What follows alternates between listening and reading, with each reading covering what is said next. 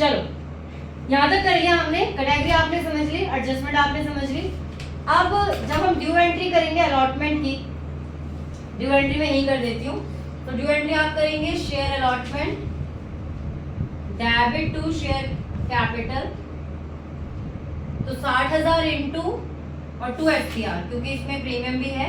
60,000 into 5, 3 lakh यहाँ जाएगा, और 60,000 इंटू 3 और 60,000 इंटू 2, 1,80,000 और 1,20,000, ये इसकी ड्यू एंट्री।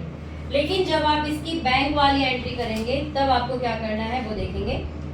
इसमें आगे लिखा हुआ है Mohan who had applied for 800 shares in category 1 and Sohan who had allotted 600 share in category 2 fail to pay the allotment money.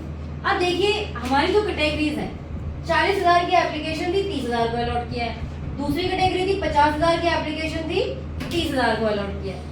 इन्हीं दो कैटेगरी में दोनों बंदे हैं जिन्होंने पेमेंट नहीं करी। अब हमने उनके अमाउंट को एडजस्ट किया, तो नॉर्मल सी बात है वो भी ऐसे शेयर होल्डर होंगे जिनकी अमाउंट को एडजस्ट किया गया है। तो हम निकालेंगे कैसे, आपको क्या करना है, पहले मैं कैटेगरी 1 का बता रही हूँ आपको, कैटेगरी 1, और ये हम निकाल रहे हैं मोहन्स अमाउंट, मोहन्स की निकाल रहे हैं, ठीक है। कैसे निकालेंगे, आप यहाँ पे लिखेंगे अप्लाइड और यहाँ लिखेंगे अलॉटेड। अप्लाइड कितना है कैटेगरी 1 में 40 के, अलॉट कितना किया हमने 30,000। अब मोहन का कितना दिया हुआ है, अप्लाइड शेयर दिया हुआ है 800, आपको अलॉटेड निकालना है। बचपन में चले जाओ, यूनिटरी मेथड किया होगा आप लोगों ने, मैं इसका फॉर्मूला नहीं बताऊंगी आपको, आप खुद ही बना लो अपना फॉर्मूला। रेशियो निकाल के ना, आप रेशो निकाल के करो या बिना रेशो निकाल के करो, बट मेरे को इतना बता दो, अगर 40,000 के लिए 30,000 को अलॉट कर रहे हैं, 800 के लिए कितना करेंगे, हैं 600 ना, कैसे आ गया, कैसे आया, 40,000, मैं तो रेशियो से निकाला 40 दूनी तो 30 दूनी, ऐसे करके निकाल लिया ना आप लोगों ने। अदरवाइज अगर आपको यूं याद ना आए तो इसको इससे इंटू करते हैं, इसको इससे डिवाइड कर देते हैं। 30 को 800 से भी डिवाइड, 30 इंटू 800, अच्छा अरे अब 30,000 अपॉन 40,000 इंटू 800। हाँ समझ गए। मतलब अगर नॉर्मली याद ना रहे तो जब आप इसे लिखोगे ना तो हमेशा आपको ये वाला सिस्टम, ये टिक वाला जानना है।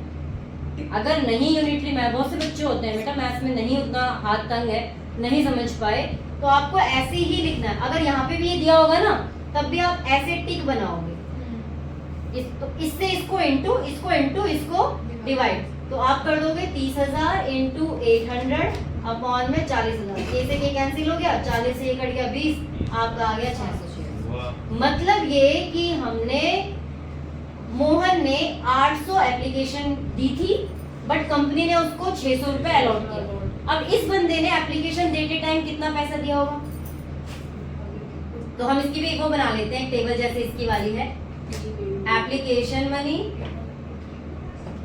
अलॉटेड, एक्सेस मनी,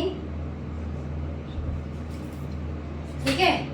एप्लीकेशन इसने दी 800 इंटू 3, कितनी दी इसने 2400, बंदे ने 2400 रुपए एप्लीकेशन के टाइम पे कंपनी को दी, लेकिन कंपनी ने उसको कितने अलॉट किए, तो मतलब उसको कितना देना चाहिए था 600 रुपए, उसकी क्या हो गई एक्सेस मनी।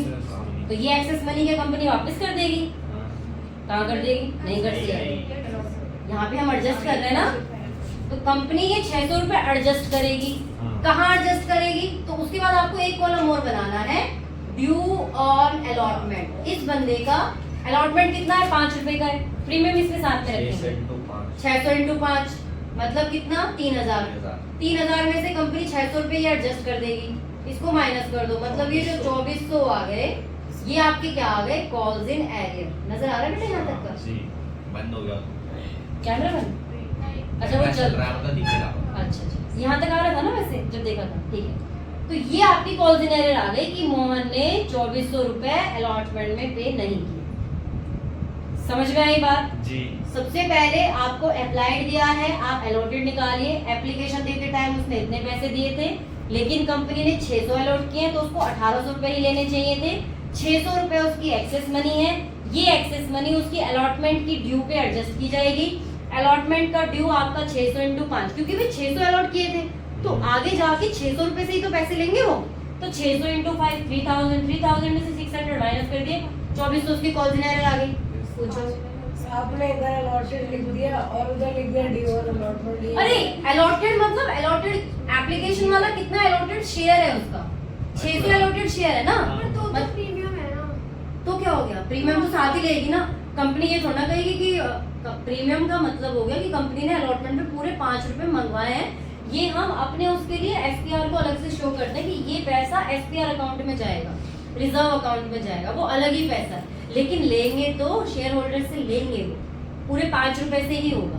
ये अलॉटेड बेटा वो है कि 600 रुपए पे कितना एप्लीकेशन पे लेना चाहिए था, ये वो अलॉटमेंट नहीं है, ये अलॉटेड शेयर है जो कंपनी एप्लीकेशन रिसीव होने पे जो अलॉटमेंट का प्रोसेस करती है। अलॉटमेंट तो तब करते हैं जब पैसा आ जाता है अलॉटमेंट का। तो वही है ना, ये अलॉटेड शेयर 600 ही है उसके, तो आगे जाके 600 ही कर दिया और पैसे नहीं दिए।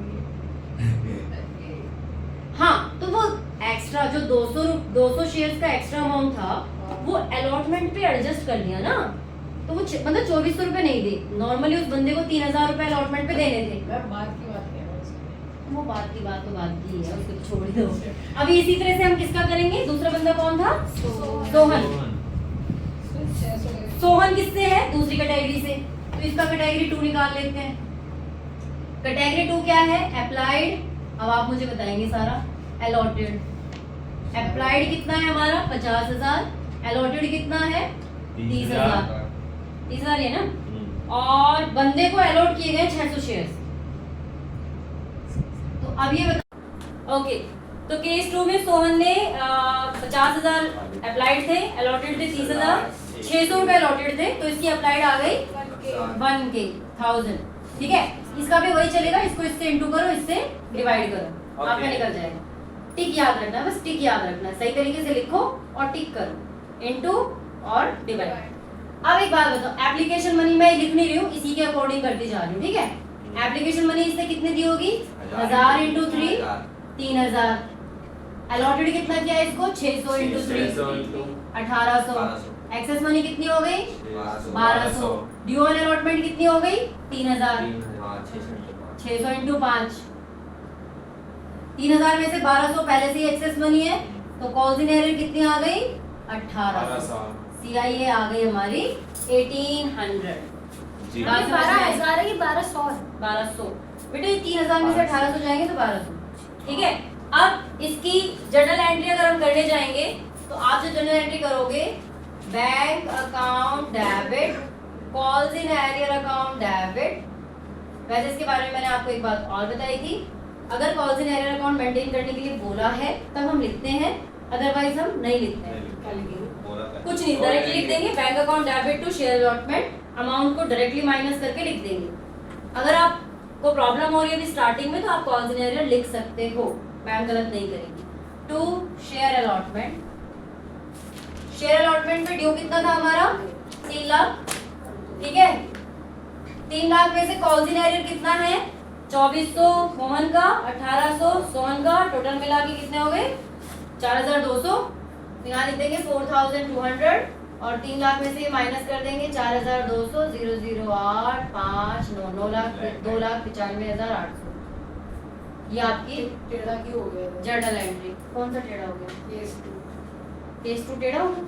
टिक टिक ऐसे बोलते हैं। अरे ये ऐसे, क्योंकि ये अलॉटेड दिए थे, उस वाले में हमें अप्लाइड किया था, इसीलिए उल्टा टिक हो गया। तो समझ आ गया? अरे टिक चाहे उल्टा हो चाहे सीधा हो, रहेगा तो टिक ही। सीधा आएगा एकदम। इसमें टिक ही काम आता है, टिक याद रखोगे। आपको यूनिटरी मेथड आता है नहीं आता है, डोंट वरी, इस तरह से लिखोगे क्वेश्चन। कॉल्स इन एरर निकालना आ गया, बस यही टेबल इसमें बहुत इंपॉर्टेंट है, कॉल्स इन एरर निकालने वाली। आगे जाके लास्ट जनरल एंट्री बस, इसके आगे नहीं। नहीं, इसके बाद फर्स्ट एंड फाइनल कॉल भी करो, उसका तो नॉर्मल होगी। ड्यू एंट्री वही 60,000 इंटू 4 और bank account debit to first call 60,000 into 4, क्योंकि उसमें तो ड्यूली रिसीव्ड हो गया। अब मैम इतना बड़ा क्वेश्चन कितने नंबर का? ये 6 नंबर का आता है, ये देखने में बड़ा लग रहा है बट ये होने को 10 मिनट से 15 मिनट भी नहीं लेता। अलॉटमेंट हाँ, ज्यादा टाइम नहीं लगता है इसको करने में, बात आई समझ में? अलॉटमेंट में अपने हिसाब से क्यों देख रहे हो? दूसरे का भी देख। 1 मिनट है। इसमें यही बोला ना लास्ट में, calculate amount received on allotment. हाँ, तो ये आया 2,95,800। आंसर है भाई। हाँ, ये आंसर तो 12,05,800 है। कहाँ लिखा है? टोटल अमाउंट दिखा रहा है 2 अच्छा प्रीमियम का अलग कर दोगे ना इसमें से तो नहीं क्या बात कर रहे हो दिखाओ बुक दिखाओ तब भी इसमें तो यही आएगा ना कौन वैल्यू सेम है। बस एक 92 का रखा अरे उसी से आ गया सेम है